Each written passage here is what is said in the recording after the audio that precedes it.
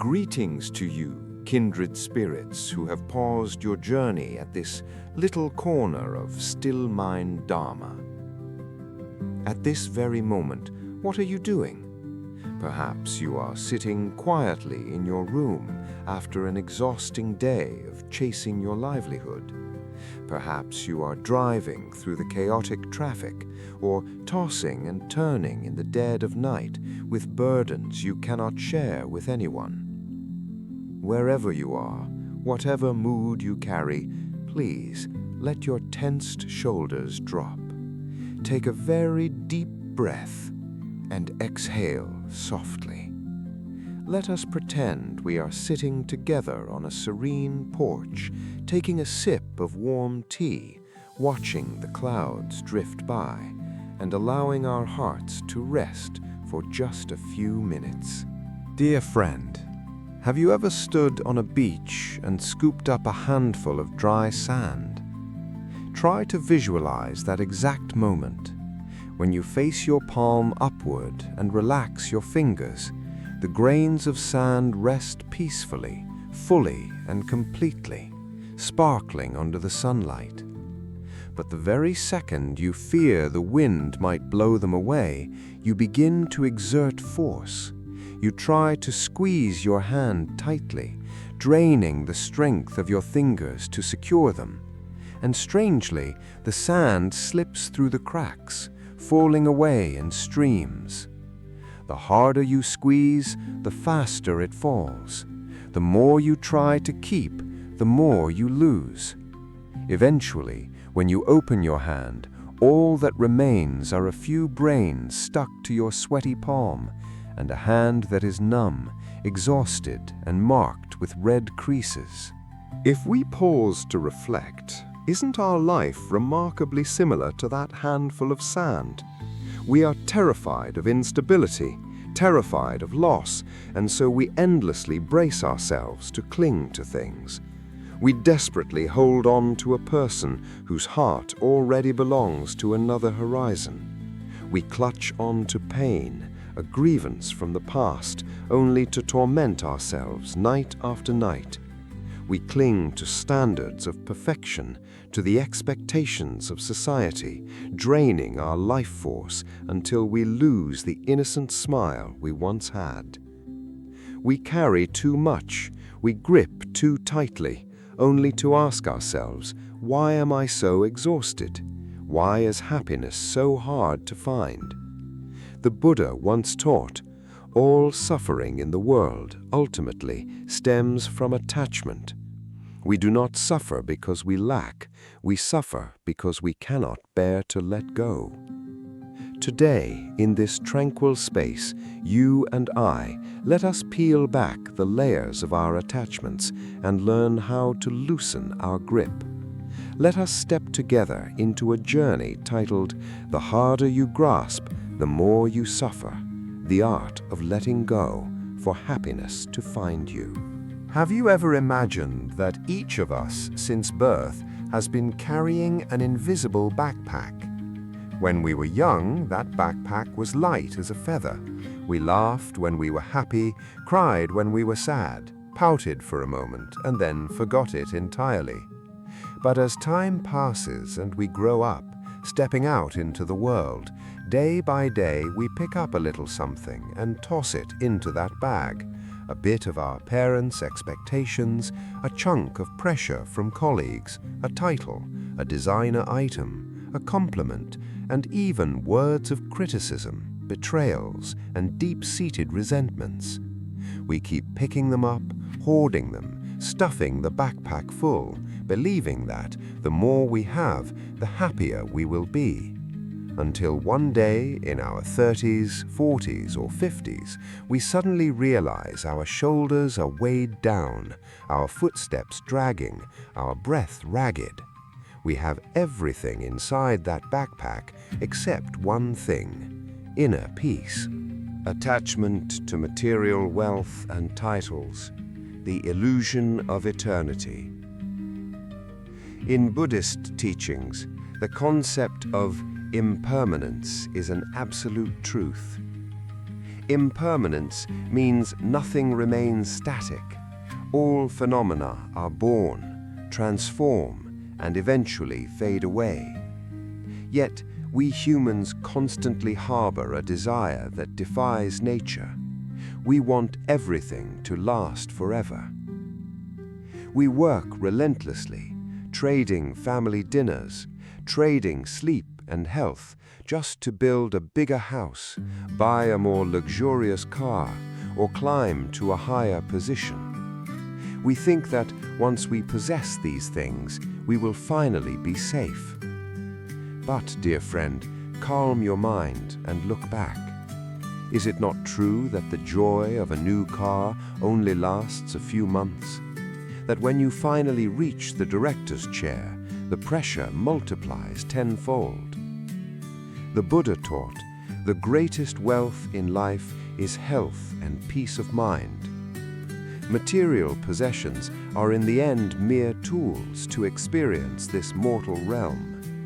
We enter this world empty-handed, and when we close our eyes for the final time, we cannot take a single coin or a shred of cloth with us. Clinging to material things makes us slaves of our own creations. Loosening your grip doesn't mean you stop trying or become lazy. Loosening your grip means knowing what is enough. It is savoring the clear glass of filtered water in your hand, instead of agonizing over the expensive wine you cannot yet afford. When you are no longer bound by material desires, your mind is truly free.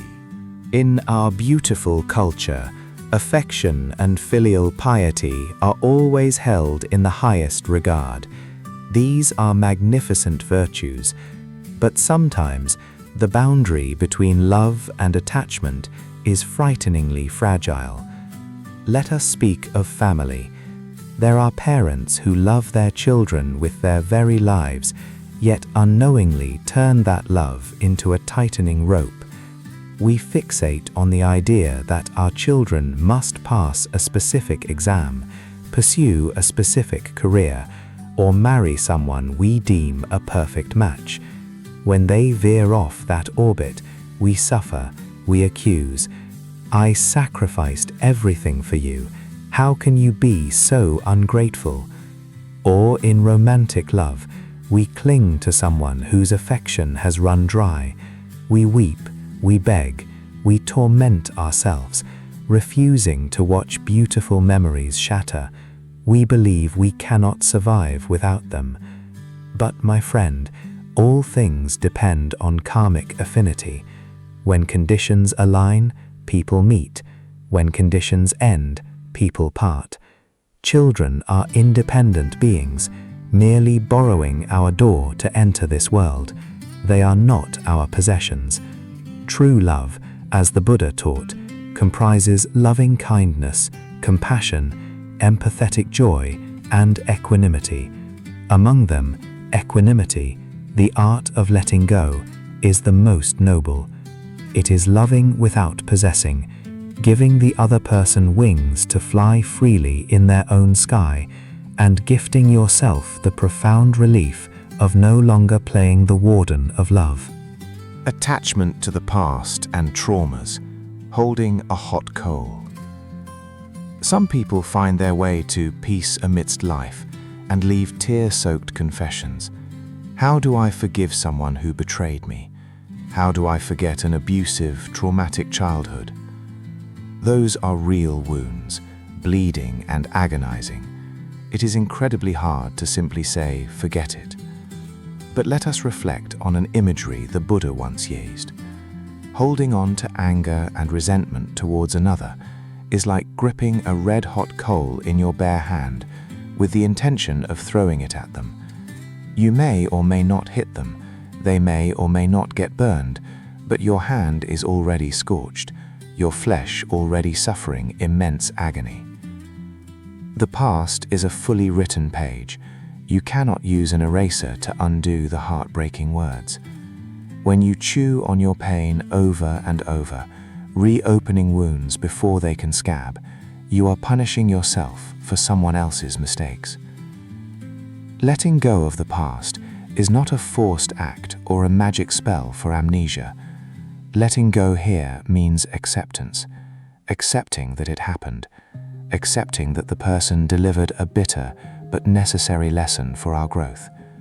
When you exhale and tell yourself, "All right, this karmic debt is settled, I have paid my dues," you will feel the hot coal drop, and your hands will finally welcome the cool breeze needed to begin the healing process. Letting go is not giving up. At this point, many might wonder, if we let go of everything, pessimism or defeatism, there is a monumental difference between giving up and letting go. Giving up is laziness and despair. It means quitting when faced with hardship, doing nothing, and letting life drift aimlessly. Letting go, however, is an attitude of profound wisdom and courage. It means you still dedicate 100% of your effort to your work, still care for your family with all your heart, still treat others with kindness, but you are not attached to the outcome. If you succeed, you smile with gratitude. If you fail, you gently accept it, learn the lesson, and start over, without cursing the heavens. This is the realm of do your utmost and trust the heavens, giving your absolute best and leaving the rest to fate.